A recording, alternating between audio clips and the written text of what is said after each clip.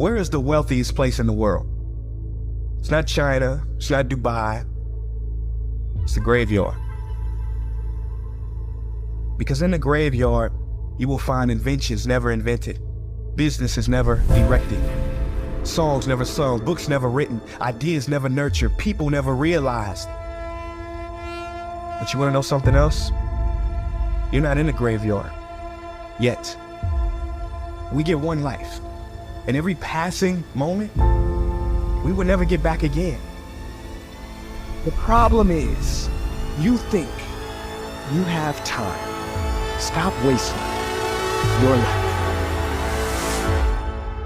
How many hours a day you waste, or how many hours a week you waste? And the classic answer is something like 4 to 6 hours a day. You know, inefficient studying, watching things on YouTube that not only do you not want to watch, that you don't even care about, that make you feel horrible about watching after you're done. That's probably 4 hours right there. You know, you think, well, that's 25 hours a week. It's 100 hours a month. That's 2.5 full work weeks. It's half a year of work weeks per year.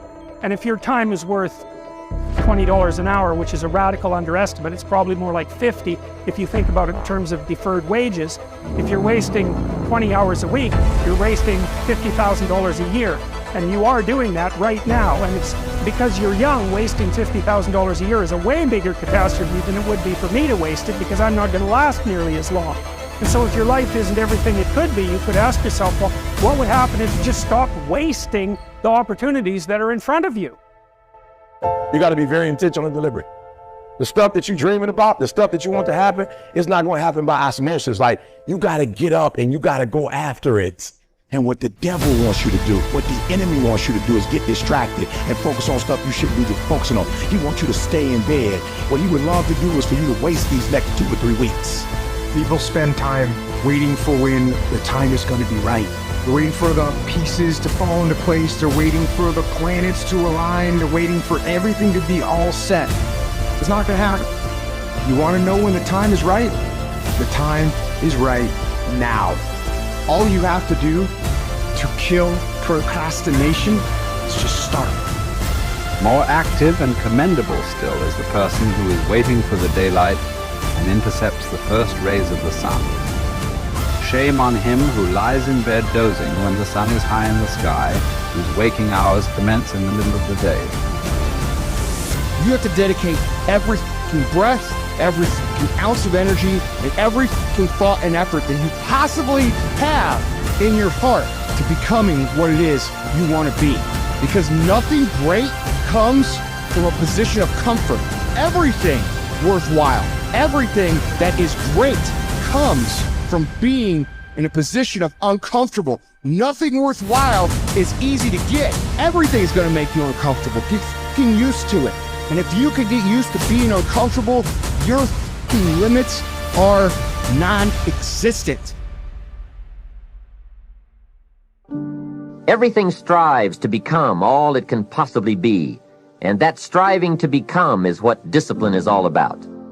Disciplining ourselves to fulfill our natural potential to become all that we can be.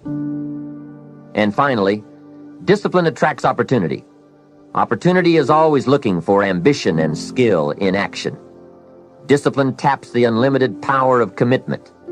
The human will in action, driven by inspiration, enticed by desire, tempered by reason, guided by intelligence, can bring you to that high and lofty place called the good life. Discipline, those unique steps of intelligent thought and activity that put a lid on temper and a faucet on courtesy, that develop positive and control negative, that encourage success and deter failure, that design lifestyle and control frustration, that enhance health and curb sickness, that promote happiness and manage sadness. Discipline, the start and the continuing process that brings all good things. And remember, anyone can start the process. It's not if I could, I would. It's if I would, I could. If I will, I can. So start the new process. You can begin a new habit no matter how small it is. Small isn't important. Whether or not you start and whether or not you continue are all that is important. And don't be deluded by an affirmation. Only affirm what you are truly prepared to do.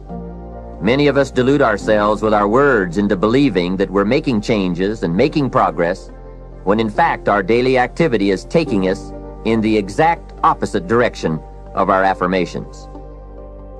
Why would you walk in the opposite direction of your dreams? The man dreams of wealth and walks daily towards certain financial disaster. The man wishes for happiness and thinks the thoughts and commits the acts that take him to certain despair. So to have a prosperous life, start a prosperity plan. To become wealthy, start a wealth plan. Remember, you don't have to be wealthy to have a wealth plan. A person with no means can have a rich plan. If you are ill, start a health plan. If you don't have energy, start an energy plan. If you don't feel good, start a feel-good plan. If you're not smart, start a smart plan. If you can't, start a can plan. If you haven't, start a have plan. Anyone can. Even a bad person can start hearing good messages and reading good books. Recognize that the start of the better life, the happy life, the wealthy life, is today. This is exciting. Both the process and the result can begin today. Start the new journey today. If you think of a new idea, today is the day to begin the discipline of putting that idea into action. Set this day up as a long, busy, exciting start for your new life. Get your first book for your new library today. Begin your new practice of setting goals today. Start clearing out a drawer of your new orderly desk today. Start eating an apple a day on your new health plan today. Put some money in your new investment for fortune account today. Start reading with intensity for your new wealth of mind plan today. Write a postponed letter today. Make a delayed telephone call today. Pick up your camera and take a picture of something to start your new treasury of photographs today. Get some momentum going on your new commitment to the better life. See how many activities you can pile on in this first day. Go all out. Break away from the negative downward pull of gravity. Start the thrusters going. Prove to yourself that waiting is over, hoping is past, and that faith and action have now taken charge. It's a new day, a new beginning for your new life. With discipline, you can't believe the list of positive moves you can make in the first day of your new beginning. What have you got to lose? Only the despair and fear and guilt of the past. Only the dissatisfaction and unhappiness and lack of fulfillment of the past. Only the frustration and low self-esteem of the past.